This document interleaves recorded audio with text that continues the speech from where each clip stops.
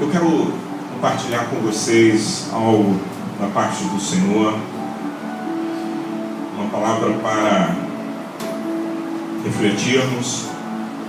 Eu queria que, por favor, projetassem o texto de 1 Tessalonicenses, que é o texto que nós usaremos como base para o que vamos falar. 1 Tessalonicenses 5, nós vamos ler e meditar a partir do versículo 9. Então eu queria que projetassem ali. Enquanto isso vai ser projetado, eu queria que você prestasse atenção aqui, porque nós vamos tratar de algo que talvez comece a mudar algumas coisas em nós, na nossa vida. Espero eu que, assim como o Espírito tem falado comigo acerca dessa palavra, Ele fale contigo também nessa noite. Nós sabemos que a Igreja do Senhor tem passado por um processo, nesses últimos dias, um processo que eu julgo ser muito difícil, mas a Igreja viva, ela permanece, ela continua sendo igreja, continua representando Jesus, e independente das dificuldades que a igreja organizada tenha para expressar Jesus, a igreja organismo, ela continua expressando Jesus. Existe uma diferença entre igreja organizada e igreja organismo. Nós sabemos que a igreja organizada, ela existe, é necessário que exista, porque sem organização a gente sofre, mas nós entendemos que o valor da organização nunca vai ultrapassar e transcender o valor da igreja organismo, a igreja viva, a igreja que somos nós, a igreja que sou eu e é você.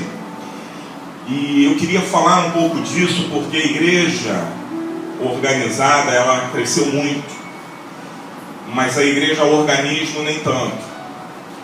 A igreja organizada, ela tem crescido com suntuosos templos, com grandes estruturas, com grandes ministérios, mas a igreja organismo, a igreja corpo, ela não tem crescido tanto assim. Quando a gente começa a fazer a leitura do momento que estamos vivendo no contexto de igreja, a gente descobre que há algo que precisa ser olhado com muito carinho da nossa parte em relação ao que é reino de Deus. Porque muitas vezes a gente está misturando coisas no contexto de reino de Deus que nada tem a ver com o reino de Deus. E eu queria começar essa meditação pensando na seguinte coisa e fazendo as seguintes perguntas: como ando eu e como anda a igreja no que tange a reino de Deus? O que é o reino de Deus? A Bíblia nos fala de reino de Deus, nos fala da manifestação do reino de Deus, nos fala até que os discípulos e alguns dos que andavam no tempo de Jesus tentavam compreender o que é reino de Deus e não conseguiam alcançar a dimensão do reino de Deus.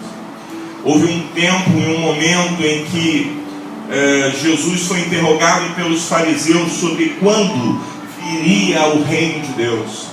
E respondeu-lhe Jesus: o reino de Deus não vem com aparência exterior, nem dirão ei-lo aqui ou ei-lo ali, pois o reino de Deus está dentro de vós. Há uma diferença entre o que é organizacional e o que é organismo. E eu quero dizer que a igreja do Senhor na terra, ela pode até se organizar, pode até ter um aspecto organizacional.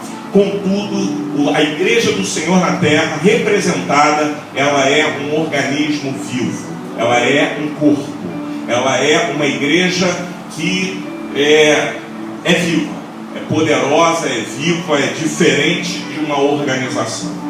Nós hoje pela manhã estivemos vendo algumas coisas em relação ao Sermão da Montanha, ao momento em que Jesus fala o sermão, trata do sermão. E a gente descobriu algumas coisas do tipo, tem muitas igrejas hoje que apelam para o conforto. E a igreja estruturada e organizada muitas vezes se preocupa com isso. Você entra aqui, tem um ar-condicionado, você entra aqui, tem uma cadeira relativamente confortável para você estar. Mas eu quero dizer que a igreja viva, ela vai se preocupar com outras coisas, ela vai ter outros valores, serão ministradas outras coisas mais importantes do que o conceito do conforto. E tem hoje muita gente procurando conforto, tem gente hoje procurando igreja que dê conforto. Eu me lembro de uma leitura que eu fiz há um tempo atrás acerca das igrejas dos Estados Unidos, que um dos pastores lá de uma grande igreja disse que a igreja, para crescer e para dar certo, ela tem que ter um bom estacionamento, tem que ter um bom banheiro. E lá os pastores que lá estavam perceberam que no banheiro tinha uma grande pia, uma grande bancada, e nessa bancada tinham perfumes que eram colocados, e era tudo muito luxuoso. E o pastor defendia a tese de que para se manter os membros agrupados, agregados, ele precisava ter um bom estacionamento para que todos chegassem e colocassem seus carros, e tinha que ter também um excelente banheiro, porque era isso que ia fazer a diferença no contexto da igreja que ali se reunia. Eu, quando olho para Jesus, eu vejo que nada disso tem importância e que não é por aí que o Senhor Jesus fundou e ministrou uma igreja. O Senhor Jesus fundou uma igreja que é viva, que é poderosa, que é um organismo que se mexe, que é relacionamento entre pessoas, e isso tudo tem se perdido ao longo do tempo. Eu me lembro de uma passagem, eu nem anotei, nem sei onde está agora, mas eu me lembrei de uma passagem em que os discípulos, no momento em que Jesus foi crucificado, alguns discípulos deixaram a missão, o propósito, e foram pescar. Eles estavam muito perdidos com a situação de Jesus ter sido crucificado, e eles foram pescar, abandonaram um pouco ali aquelas atividades espirituais que faziam com que a presença de Jesus agregasse a eles. Contudo, nesse momento em que eles saíram para pescar, conta a palavra de Deus um momento que o Senhor Jesus aparece na beira da praia e leva consigo pães e peixes. Eu acho essa passagem magnífica e maravilhosa. Quando eles menos esperavam, estavam pescando, estavam cuidando das suas próprias vidas, o Senhor Jesus aparece na beira da praia com pães e peixes, assa o peixe, prepara o pão, e quando eles saem da água, eles encontram Jesus.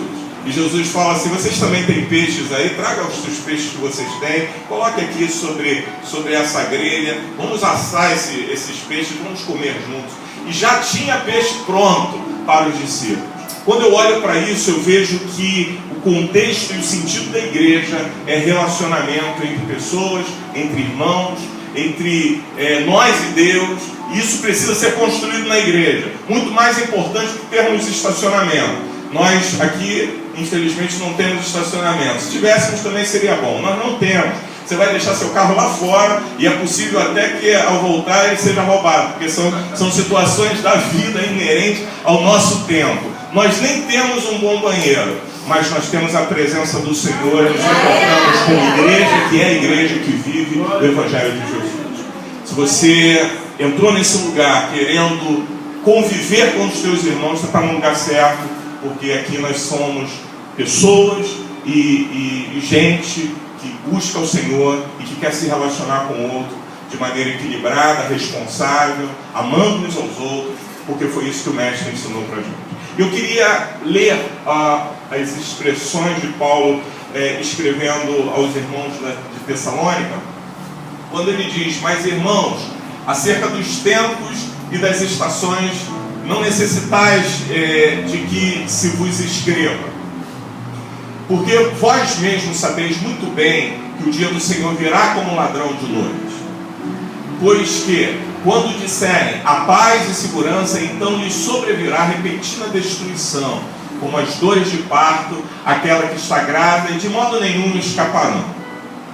Mas vós, irmãos, já não estáis em trevas, para que aquele dia vos surpreenda como um ladrão. Porque todos vós sois filhos da luz e filhos do dia. Nós não somos da noite nem das trevas. Não durmamos, pois, como os demais, mas vigiemos e sejamos sóbrios. Porque os que dormem, dormem de noite, e os que se embebelam, embebelam-se de noite.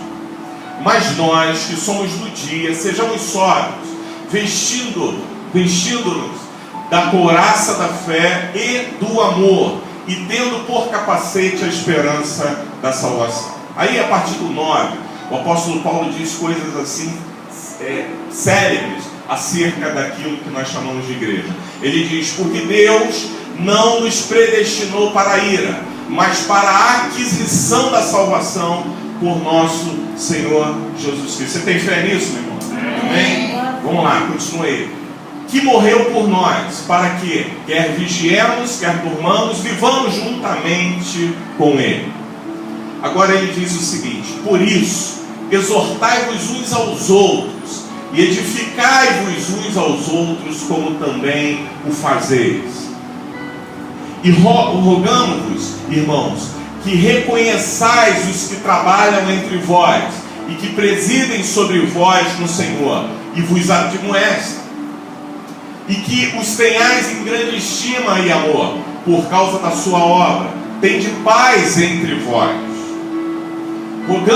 Rogamos-vos também, irmãos, que admoesteis os desordeiros, consoleis os de pouco ânimo, sustenteis os fracos, e sejais pacientes para com todos. Vede que ninguém dê a outro mal por mal, mas segui sempre o bem, tanto uns para com os outros, como para com todos. Regozijai-vos sempre e orai sem cessar. Até aí. Eu estava meditando nessa palavra e olhando para o aspecto da igreja, eu estava tentando achar a igreja se comportando assim. Eu estava tentando enxergar a igreja, o organismo, a igreja que é do Senhor, como ela tem se comportado, como é que essa igreja tem se manifestado. Eu descobri algumas coisas, como por exemplo, existe uma igreja que é organizacional, ela é uma organização, quase uma organização profissional, e essa igreja, ela trata Jesus como produto e a religião como um grande negócio. Nós vivemos em dias em que existem igrejas, organizações que são assim. Jesus é um produto, que é apresentado como produto, e a religião é apresentada como um grande negócio e funciona como um grande negócio.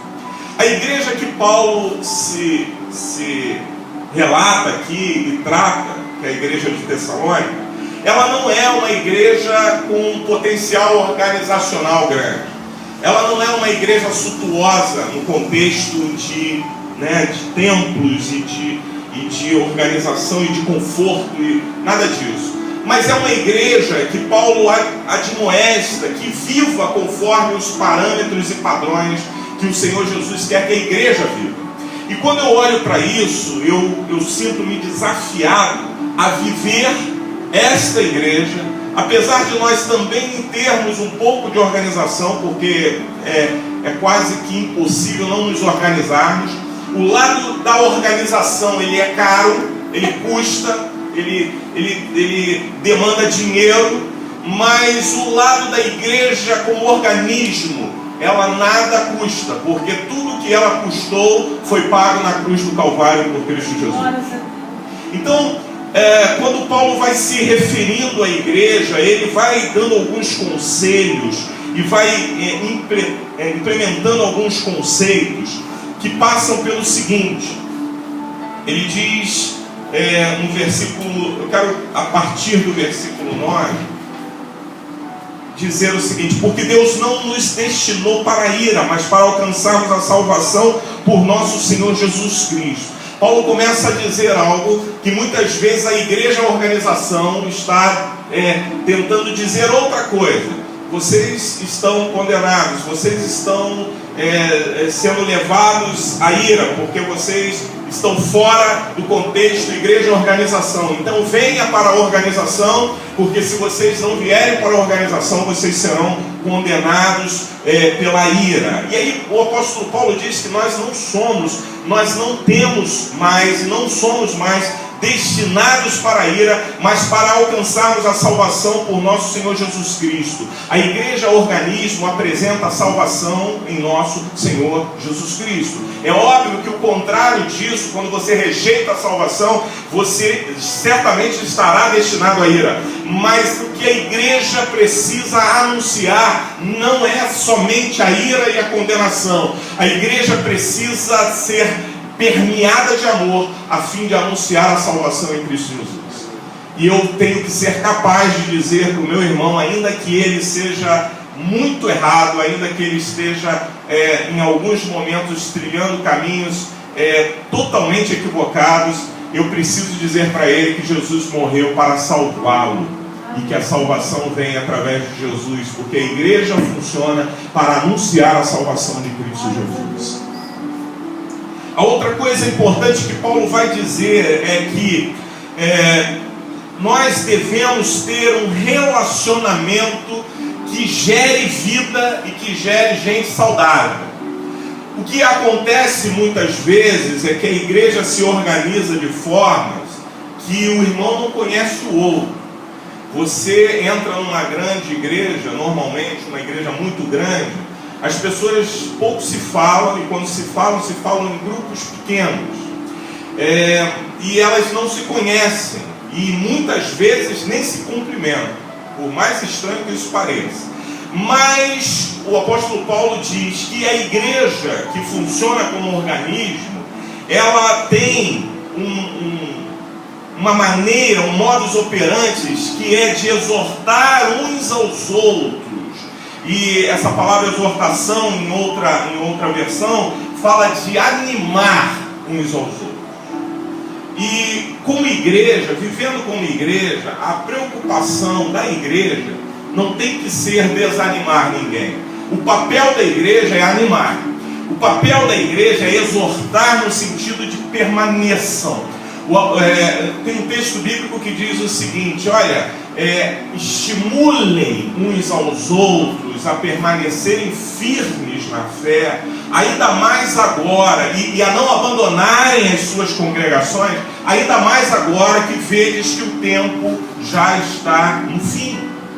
Então, o que o apóstolo Paulo prega sobre igreja é uma igreja que exorta, é uma igreja que anima, é uma igreja que, conforme diz aqui, olha, pelo que exortai-vos uns aos outros e edificai-vos uns aos outros. Se isso não existir, se isso não funcionar na igreja, a igreja ela é meramente organizada, mas ela não é um organismo. A igreja, para ser um organismo, ela precisa funcionar como um organismo. Ela precisa reagir como um organismo. O apóstolo Paulo, lá em Coríntios, no 1 Coríntios capítulo 12, versículo 12 a 31, ele cita como funciona o organismo igreja. E ele diz o seguinte, que Cristo é o cabeça da igreja, e que nós somos membros desse corpo, e cada um de nós, ministrando os nossos dons, entregando e servindo conforme os dons que cada um tem, é isso que compõe a igreja chamada corpo, organismo, a igreja viva. E aí, nesse texto especificamente de aos Tessalonicenses, o apóstolo Paulo diz que a igreja precisa exortar, a igreja precisa animar, é a exortação no sentido de animar. Eu não sei se você entrou nesse lugar desanimado, mas eu quero te dar uma palavra. Nós queremos e desejamos te animar a continuar servindo ao Senhor, a continuar se entregando ao Senhor, a continuar sendo bênção nas mãos de Deus, a continuar sendo igreja, porque tem muita gente desanimada de ser igreja por causa da igreja organizada, que tem abandonado os conceitos e princípios e padrões da igreja chamada organismo. Mas nós precisamos resgatar isso. E quando eu digo nós nós estamos falando de pessoas, estamos falando de gente. Não estamos falando do coletivo, estamos falando de gente.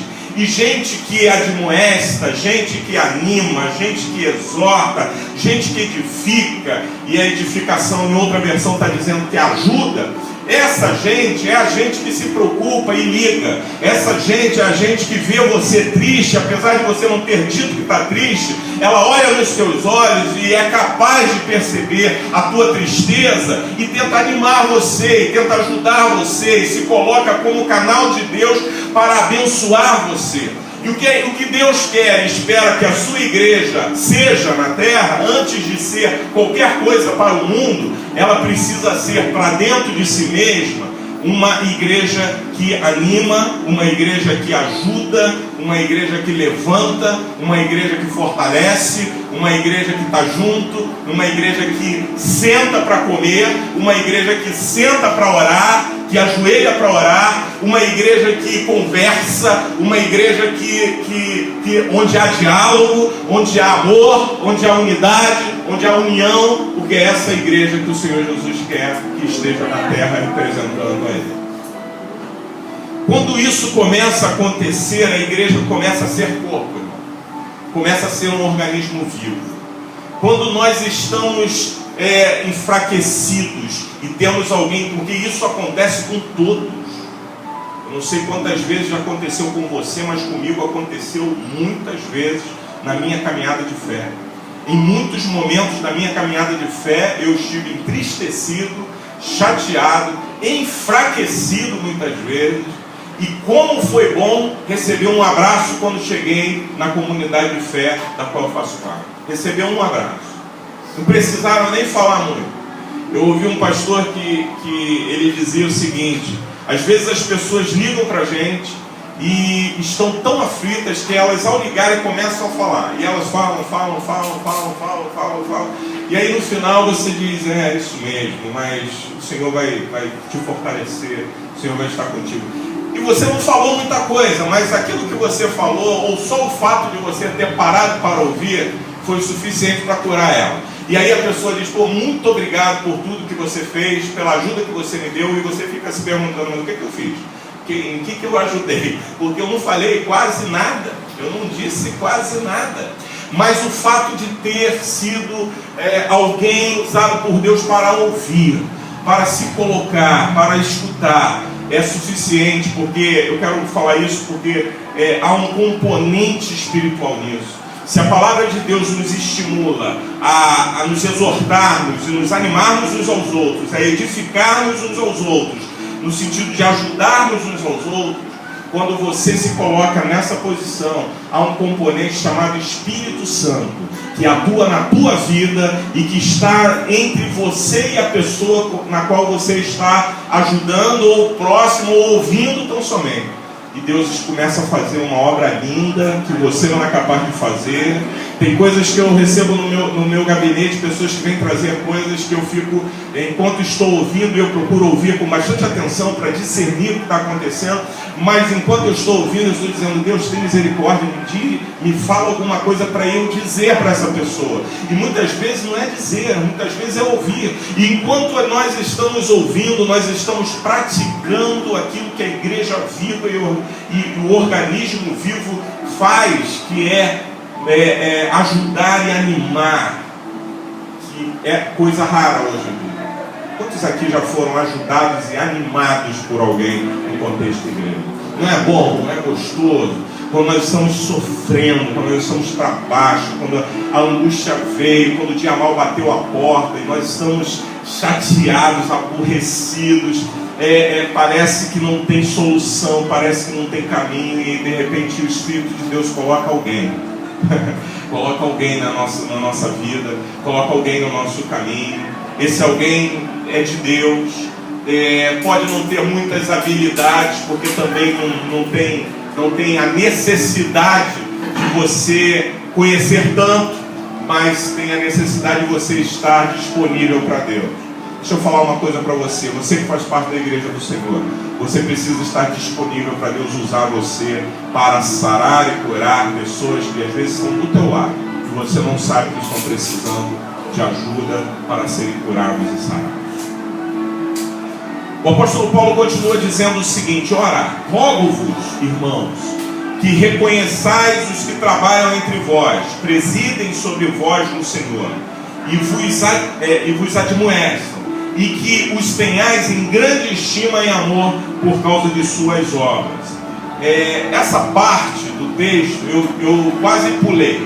Confesso para você que eu não gosto de falar muito disso, mas há uma necessidade da igreja como igreja saber que Deus coloca líderes, Deus coloca gente para guiar a gente, Deus coloca gente para conduzir a gente, e essas pessoas precisam, em sendo de Deus, precisam ser honradas.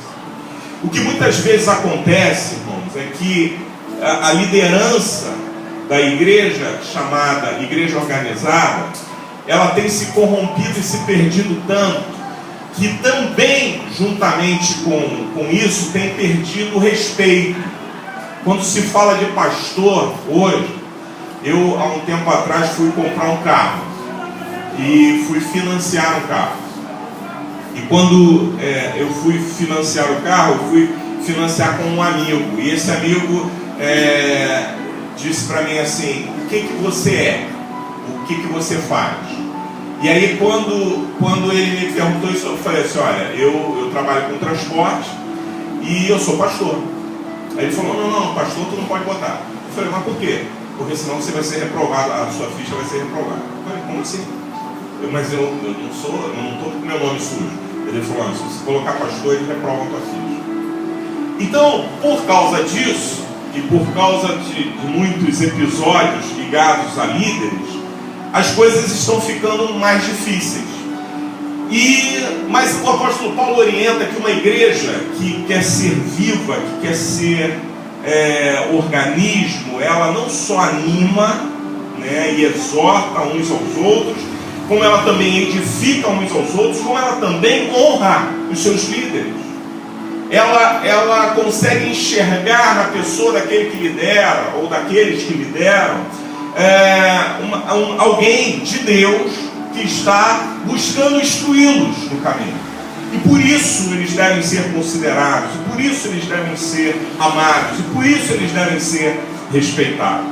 Então, no contexto da igreja, haverão líderes. A igreja primitiva tinha líderes, e esses líderes eram amados, eram respeitados, eram honrados. A igreja não pode perder essa referência.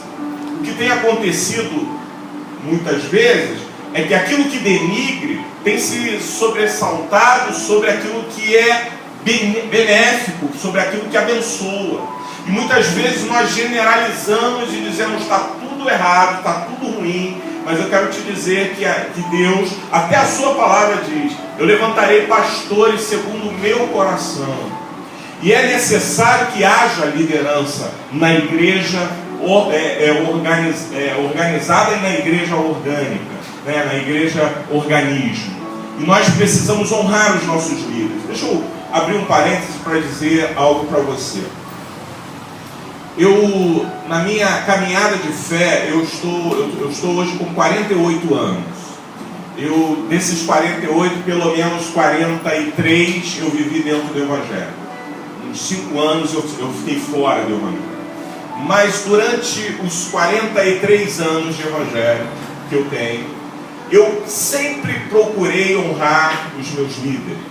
Sempre fiz tudo o que foi possível para honrar, amar os meus líderes. Eu não estou falando de idolatria, porque toda e qualquer idolatria é pecado. Eu estou falando de você honrar e amar aqueles, porque a palavra de Deus diz isso, aqueles que governam sobre vocês.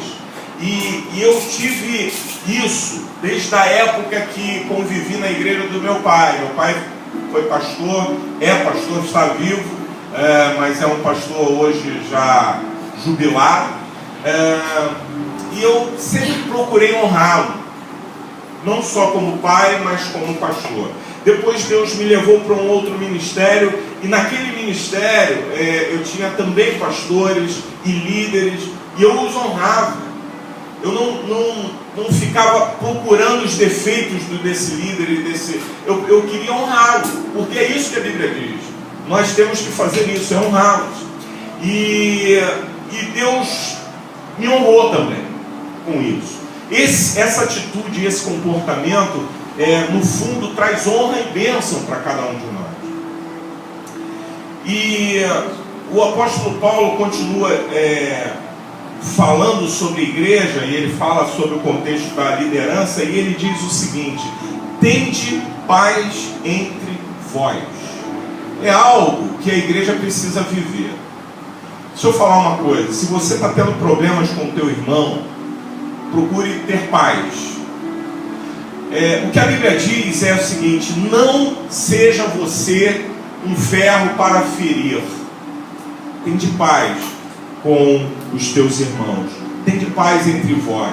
A expectativa do apóstolo Paulo ao escrever aos irmãos de Tessalônica é o seguinte: vocês precisam animar uns aos outros, admoestar uns aos outros, precisam honrar os seus líderes e precisam viver em paz entre vocês. Vocês precisam cultivar a paz entre vocês, a harmonia entre vocês, para que não haja peso entre vocês. Porque muitas vezes nós olhamos para dentro da igreja e as pessoas vêm para a igreja buscando aquilo que elas não estão encontrando lá fora. E se elas acharem aqui paz entre nós, ou entre a igreja, entre os irmãos da igreja, certamente ela vai encontrar a presença do Senhor nesse lugar e vai se sentir respaldado, amado e cuidado. O versículo 14 diz o seguinte: exortamo-vos também, irmãos, que admoesteis os insubordinados. Na minha versão está admoesteis, ou alertais, ou despertai os preguiçosos, ok? Consoleis os desanimados, que na minha versão também, uma outra versão tem os tímidos. Mas a admoestação aos insubordinados ou aos preguiçosos, aqueles que muitas vezes no contexto igreja estão mais para lá do que para cá. Já encontrou gente assim, convivendo no meio da igreja? Tem gente que está muito paradão, né? Muito desanimadão, muito na sua. A Bíblia diz que nós precisamos admoestar esses que são preguiçosos, muitas vezes chamar a atenção e dizer: vamos lá, meu irmão. É nesse sentido.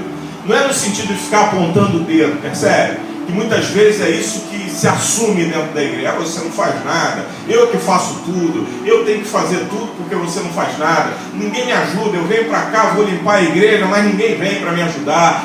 Não é nesse sentido, mas é no sentido do vamos lá, estamos juntos, nós somos a igreja e precisamos fazer diferença como igreja. E aí o apóstolo Paulo ensina que nós precisamos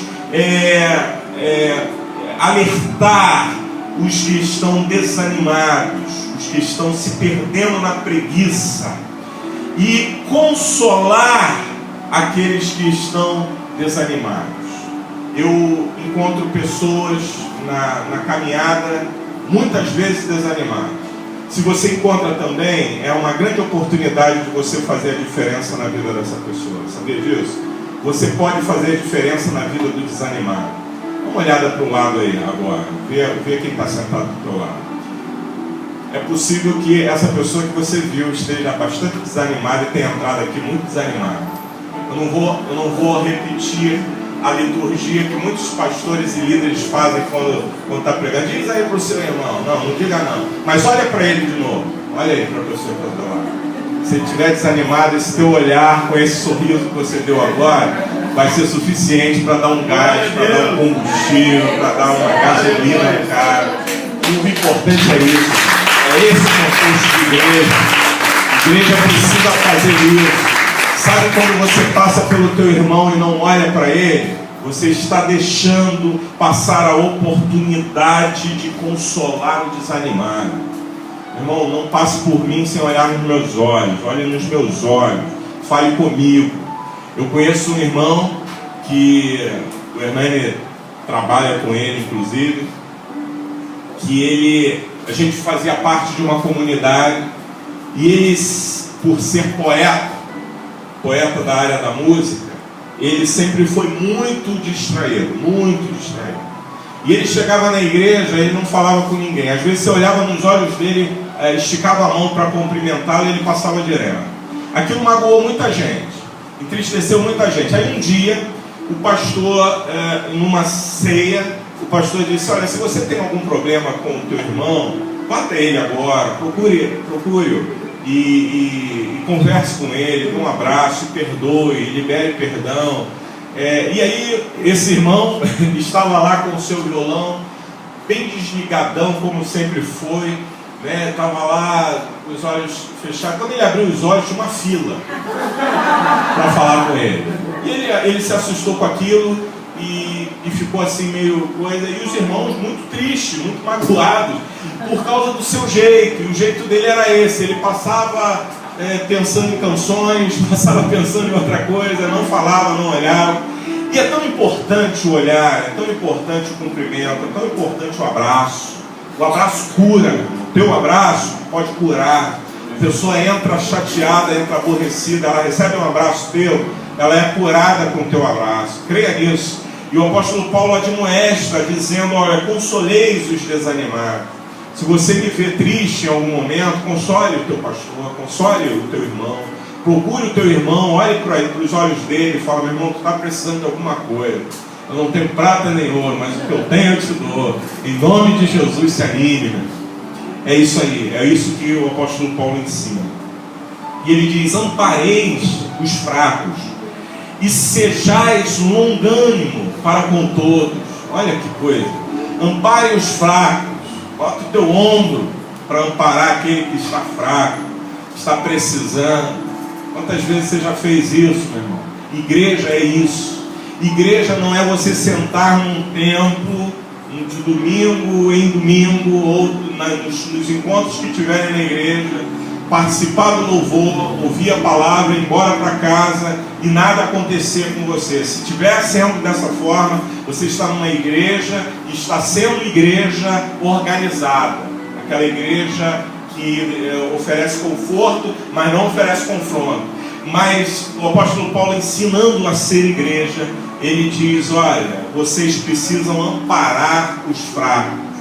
Tem gente que é fraca, nem todo mundo é forte, nem todo mundo tem as mesmas disposições, nem todo mundo tem a mesma convicção. Tem gente que precisa ser amparada. E o apóstolo Paulo diz: amparem os fracos. E ele completa dizendo: e sejam longânimos para com todos. Quer ver uma dificuldade? É você ser longânimo, é você ponderar as coisas e, sabe, dar corda, né? Tem gente que quer resolver tudo no ato. Eu aprendi com Moisés que tem coisas que a gente tem que deixar para o dia seguinte para resolver, sabia? Tem coisas que vêm, você quer resolver, mas não é hora de resolver. Seja longânimo, pare um pouquinho, espera um pouquinho, né? Eu devo confessar aqui que uma das coisas que eu mais admiro num dos nossos irmãos aqui, eu vou falar o nome dele, pastor Jorge, é a sua capacidade de ser humano e de expressar essa humanidade. O pastor Jorge não esconde quando ele está chateado, ele não esconde quando ele está fraco, ele diz, ele declara. E domingo passado ele pregou aqui e ele disse: eu estava muito chateado, eu estava muito aborrecido. E eu fugi do pastor, foi isso, pastor? Falou? Eu fugi do pastor, o pastor queria conversar comigo, eu fugi dele em alguns momentos. E eu também não estava atrás dele. Eu estava esperando o momento de conversar com ele, né? E esse time, esse tempo, que é o tempo que a Bíblia chama aqui, o apóstolo Paulo está dizendo: olha, sede longânimo para com todos. Tem gente que o tempo é agora. Tem gente que, se você conversar agora, você mata o cara, você destrói ele, você arrebenta ele, porque ele não está apto para conversar.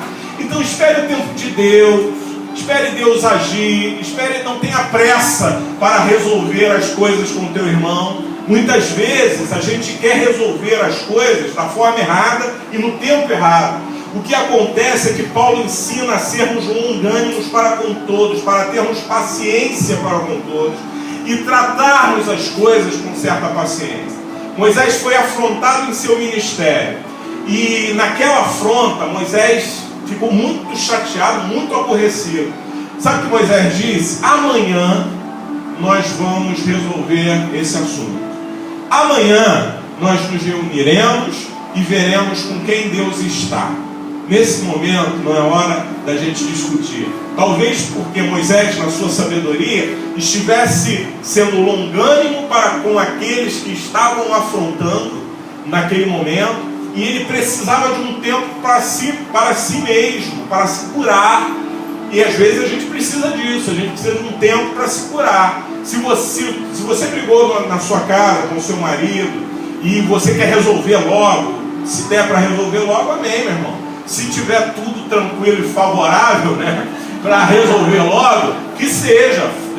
Use o teu tempo, melhor do tempo do teu marido, e resolva. Mas tem coisas que não dá para resolver na hora, meu irmão. Se você tentar resolver, você complica. Complica mais do que vai ajudar. E o apóstolo Paulo está dizendo: sede longânimo para com todos. Vê aí se do teu lado tem alguém com cara de longânimo. Tem gente que é apressada, né? Que é nervosa. O apóstolo Paulo diz assim: igreja se manifesta quando ela é longânima, quando os irmãos conseguem tratar uns aos outros com longanimidade, porque todos nós dependemos disso. Às vezes a gente acha o nosso irmão muito chato. Tem irmão que é chato, né? Às vezes a gente acha o irmão muito chato e a gente não quer e acha que nós somos bons demais, mas também nós temos as nossas chatices, sabia? Nós também temos as nossas enfermidades e as nossas chatices. Mas muitas vezes nós conseguimos enxergar no outro, mas não conseguimos nos avaliar. Deixa eu te falar uma coisa: assim como o Senhor Jesus manifestou a sua graça para conosco, sendo nós pecadores e não merecedores dela, de nenhuma graça, Ele manifestou a sua graça para conosco. Assim também nós devemos manifestar a graça aos nossos irmãos, aos nossos que andam com a gente no contexto da igreja e no contexto da irmandade. E o apóstolo Paulo continua a admoestação dizendo o seguinte: veja que ninguém dê a outro ou a outrem mal por mal. Ninguém dê ao outro mal por mal, mas segui sempre o bem uns para com os outros, e em tudo dai graças. Amém ou não? Vede que ninguém dê a outro mal por mal. O que é isso? Te fez mal, o que você faz? Faz o mal também. A gente falou aqui hoje pela manhã, falando do contexto da volta de Jesus, quando lá em Mateus, no capítulo 7, versículo 21, Jesus fala assim: olha, nem todos os que me chamam Senhor, Senhor, entrarão no reino dos céus, mas aqueles que fazem a vontade do meu Pai. Foi isso que Jesus disse. Então, o contexto de pagar o mal com o mal não é a vontade do Pai. E como igreja, muitas vezes, às vezes a gente pensa assim: igreja não é lugar de problema. Eu penso o contrário. Igreja é lugar de muito problema, porque nós temos muitos problemáticos, né? Normalmente são os mais problemáticos que se convertem, normalmente são os mais problemáticos que frequentam as igrejas. E os problemáticos muitas vezes nos fazem mal. E o desafio da convivência cristã e da convivência congregacional é não pagar o mal com o mal. O teu irmão fez mal, não faça mal, faça o bem, pratique o bem. Eu falei hoje pela manhã, ser do bem dá um trabalho e é pesado mesmo, porque nós vivemos num mundo muito maligno. Mas o apóstolo Paulo continua dizendo: mas segui sempre o bem, uns para com os outros e para com todos. E aí, para concluir, ele diz: regozijai-vos sempre e orai sem cessar. E nós vamos encerrar essa palavra com essas duas expressões: regozijai-vos sempre, tenha alegria sempre, alegrai-vos sempre, procure se alegrar sempre. Procure contagiar o teu irmão com a sua alegria. Eu conheço gente, cristão, gente que se diz cristão, pelo menos, que não sorri. Conhece gente assim? O cara chega na igreja de cara fechada, de cara amarrada, e vai embora, cara amarrada, cara fechada.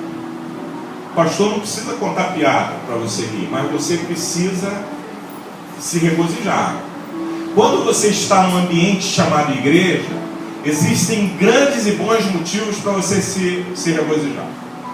Se você quiser, eu listo alguns deles. Por exemplo, você vai encontrar pessoas que são lavadas e remidas no sangue do Cordeiro e que estão dentro de um ambiente, que estão vindo para se encontrar com você e para somar a tua voz com a dele, para exaltar o Rei dos Reis e o Senhor dos Senhores, que merece toda a nossa adoração. Não é um bom motivo para você se regozijar? Por isso que a Bíblia fala, regozijai-vos sempre. Porque essa alegria, esse regozijo, ele fortalece quem está te vendo. Principalmente os levitas, aos que cantam. Eu já vi levita cantando assim, ó. Eu lá já estava passando mal também. Eu falei, pô, o cara deve estar doente, eu também já estou me sentindo doente. Mas quando você se regozija, é diferente. Quando você recebe, ô meu irmão, como é que você está? É diferente. Quando você vai ministrar ao Senhor e você extravasa, e você, o pastor outro dia, o pastor Francisco estava ministrando aqui falando, ó, às vezes dá vontade de gritar, cara, dá vontade de você se expressar para Deus de formas que você fica até preocupado com o que o outro vai pensar, com o que o outro vai achar. Mas o apóstolo Paulo diz, igreja, regozijem-se, estejam em alegria, manifeste a alegria que há dentro de você, porque a alegria do Senhor é a nossa força. E quando nós começamos a expressar o regozijo, a alegria que há em nós nos fortalecemos em Deus e fortalecemos o outro, e o outro se fortalece por causa da minha alegria. Isso já aconteceu comigo. Eu já cheguei muito triste na igreja algumas vezes, mas em contato com alguém que está em regozijo, eu me alegrei também, esqueci do meu problema e comecei a me regozijar. Eu entrei na presença de Deus porque o meu irmão que estava ao meu lado estava se regozijando em Deus. Eu olhei para aquilo me contagiou e eu comecei a me regozijar em Deus. Daqui a pouco o meu problema se tornou pequenininho, porque o Senhor que nos fortalece através do regozijo e da alegria. Então regozijai-vos sempre, regozijai-vos no Senhor. É isso que é ser igreja orgânica, uma igreja que seja um organismo. Essa igreja, ela se regozija. Uma igreja que canta, mas não celebra, é uma igreja sem regozijo.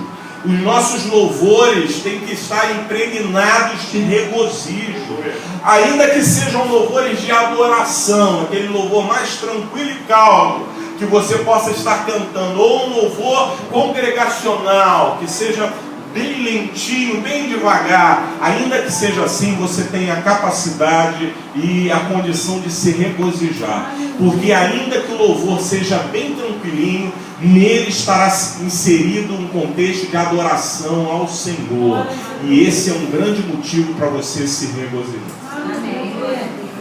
E por fim o apóstolo diz, orai sem cessar. Se há um desafio para os cristãos e para a igreja, viver como igreja é orar sem cessar. É orar o tempo todo. É orar uns pelos outros e uns com os outros. Eu não sei se você tem colocado essas coisas em prática, mas nessa noite o Espírito de Deus que está nesse lugar nos convoca a sermos igreja e deixarmos um pouco de sermos organização. A organização ela é fria, a igreja ela é quente, ela é aquecida pelo Espírito Santo. O Espírito não aquece as paredes, o Espírito aquece a igreja que está nesse lugar. O Espírito não aquece o estacionamento, o Espírito aquece você, aquece o teu coração, aquece o meu coração. E a Bíblia, de todas essas coisas que o apóstolo fala sobre o que é ser igreja, ele admoesta no final, pelo menos no final do texto que nós lemos, dizendo: orai sem cessar. Fale com Deus. Fale com Deus o tempo todo. Diga o que você precisa para Deus o tempo todo.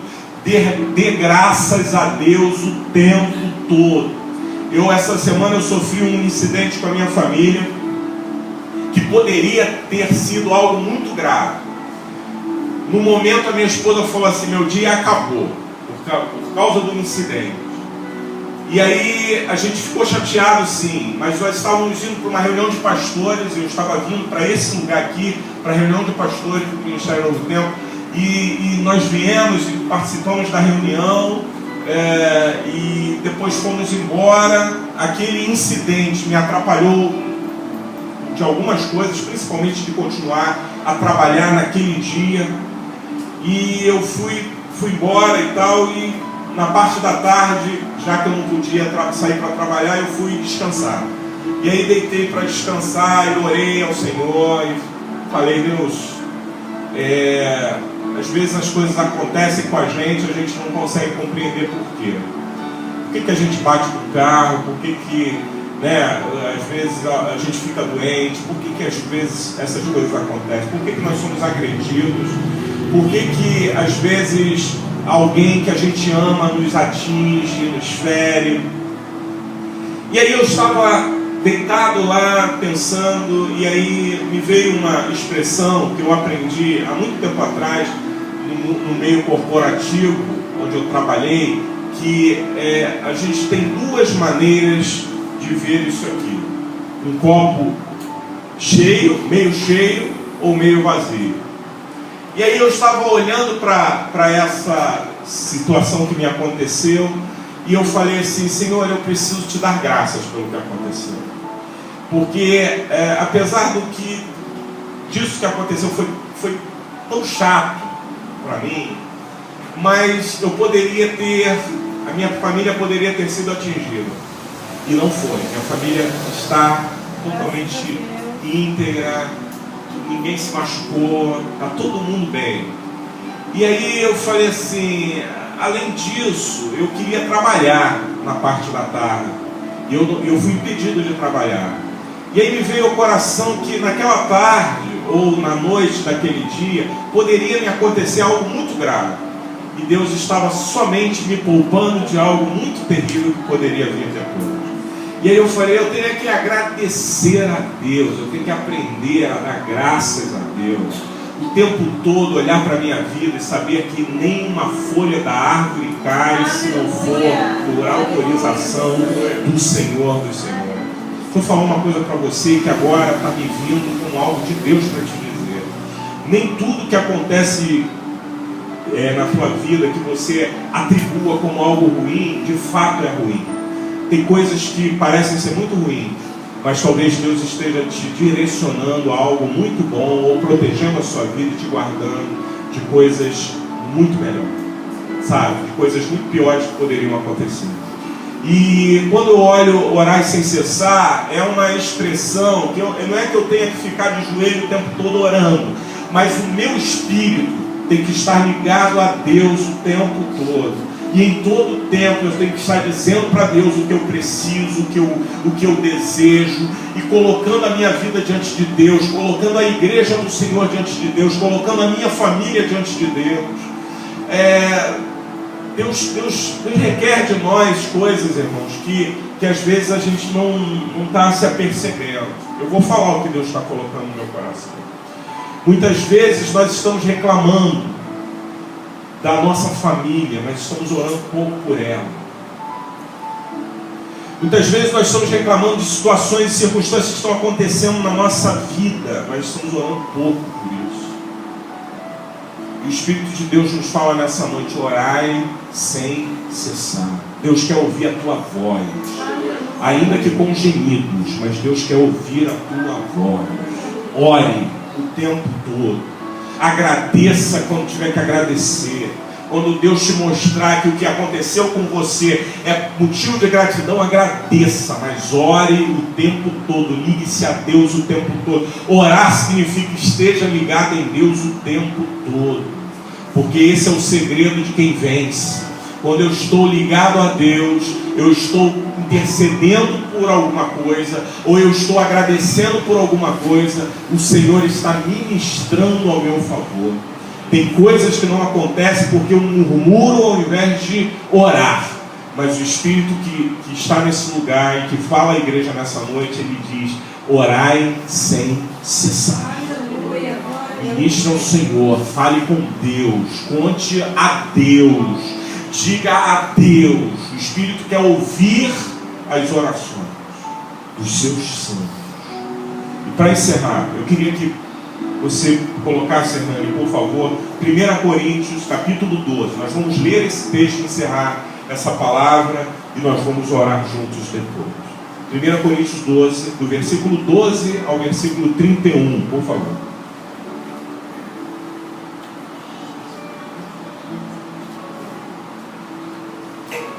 Eu quero, nesse último texto, dizer para você que está vivendo no corpo sem ser corpo, está dentro da igreja organizada, mas não está dentro da igreja corpo. Tem coisas que Deus está requerendo de nós. Dentre todas essas coisas aqui, ajudarmos uns aos outros, animarmos uns aos outros, tem coisas que Deus está requerendo de mim e de você nessa noite. Deixa eu falar uma coisa muito séria agora. Deus tem te dado e tem te capacitado com dons, talentos e valores. Todos nós os temos. Todos nós os temos. Esses dons, talentos e valores precisam estar a serviço dos teus irmãos e a serviço do Senhor. Você entende isso? Como corpo, a mão está a serviço do corpo. O que o corpo precisa, se precisa de água, a mão é que vai buscar a água e levar à boca. A boca toma a água e ingere, coloca para dentro do corpo, porque o corpo está precisando de água. E sabe o que está faltando no contexto de igreja, organismo? É esse espírito e esse sentimento de fazer para o próximo. Muitas vezes nós estamos vendo pessoas que pregam para serem exaltados porque pregam. Estamos vendo pessoas que cantam para serem admirados porque cantam. Mas o que o Espírito quer e o que Deus está falando para nós, que como igreja nós estamos fazendo para servir o outro. Eu não ministro para ser exaltado, eu ministro para que o outro seja consolado, para que o outro seja abençoado, para que o outro seja fortalecido. Eu estou na casa de Deus fazendo qualquer coisa, seja limpando, seja cuidando, seja ministrando, seja tratando de crianças, como as irmãs estão fazendo agora ali dentro, seja fazendo qualquer coisa, eu estou fazendo em prol do outro. Igreja viva, igreja orgânica, é igreja corpo, é uma igreja que cuida um do outro, é uma igreja que ministra um ao outro, é uma igreja que faz para o outro, para que o outro seja abençoado. Quando o Hernani canta, pode ser até que ele seja abençoado, mas ele abençoa muito a minha vida. Por isso que como é que é o nome dela? Amanda hoje veio cantar e eu fui capaz de ouvir a voz dela e abençoar a minha vida. Por isso que quando eu chego e sento numa cadeira limpa, alguém já fez. Muitas vezes eu nem sei quem é, mas abençoou a minha vida. Cuidou de mim. Cuidou de mim. Sentido de igreja é isso, irmão. O dia que você entrar numa igreja, que o sentido seja ganhar dinheiro, enriquecer, ter carro o propósito da igreja floresce, saia de lá correndo. Saia de lá correndo. Porque o sentido da igreja é servir, é dar, é se doar, é ministrar ao outro, é ser corpo. O apóstolo Paulo, escrevendo aos irmãos de Corinto, ele fala do assunto de uma maneira diferente. E ele fala de corpo, ele diz assim, portanto, procurai com zelo os melhores dons, e eu vos mostrarei um caminho mais excelente. Isso aí é o final. Hernani, por favor, coloque lá no 12. Deixa eu ver aqui se é isso mesmo.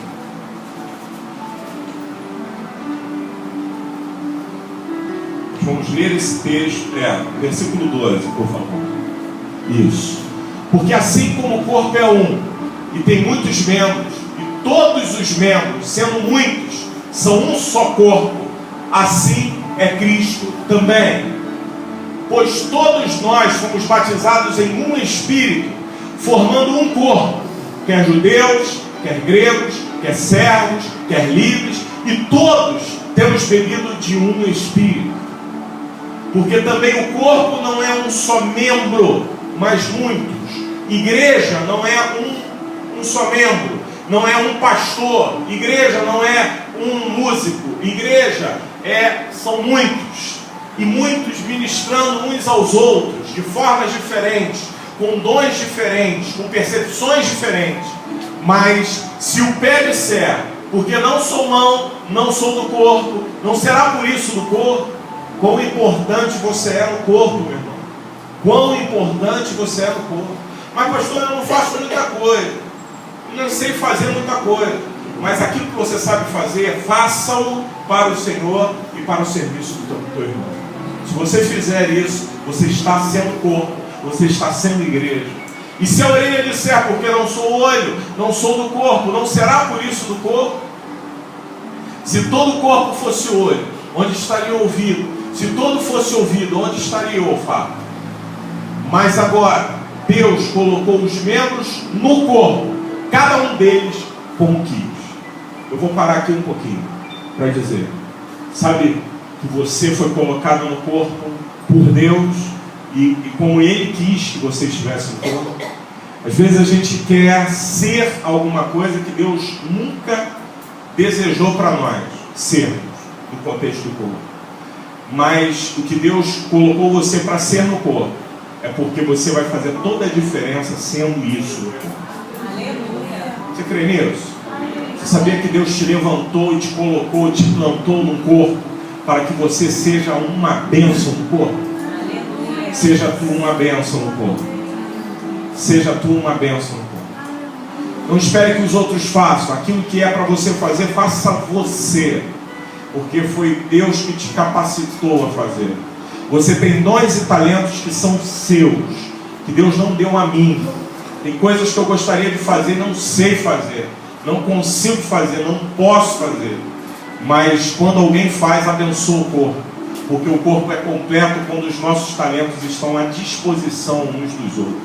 Aí o corpo está completo. Mas agora, vamos lá. E se todos fossem um só membro, onde estaria o corpo? Assim, pois, há muitos membros, mas um corpo. E o olho não pode dizer à mão, não tenho necessidade de ti. Não diga isso para o teu irmão, sabe? Mesmo aquele mais chatinho, você precisa dele, tá? Não diga isso para ele. Não tem necessidade de ti. Nem aí da cabeça aos pés, não tem necessidade de vós. Antes, os membros do corpo que parecem ser mais fracos são necessários. Aí na carta que Paulo escreveu, que nós analisamos aos irmãos de Tessalônica, ele diz, olha, sustentem os fracos. Porque aqui Paulo completa dizendo, até os mais fracos são necessários. Você se acha fraco do corpo? Mas você é sempre muito necessário. Queria te dizer isso porque o Espírito de Deus que fala nesse lugar, nessa noite, está levantando você com uma palavra. Você é necessário. Necessário. Ah, mas eu não consigo ver na prática o que acontece. Você já deu um abraço no teu irmão? Teu abraço já curou gente, você nem sabe.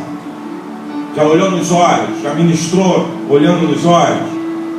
Isso já aconteceu e você já fez alguma coisa tão tremenda. Apesar de fraco, nós somos também, né? Mas os fracos também são necessários. E os que reputamos serem menos honrosos no corpo, a esses honramos muito mais, e aos que em nós são menos decorosos, damos muito mais honra.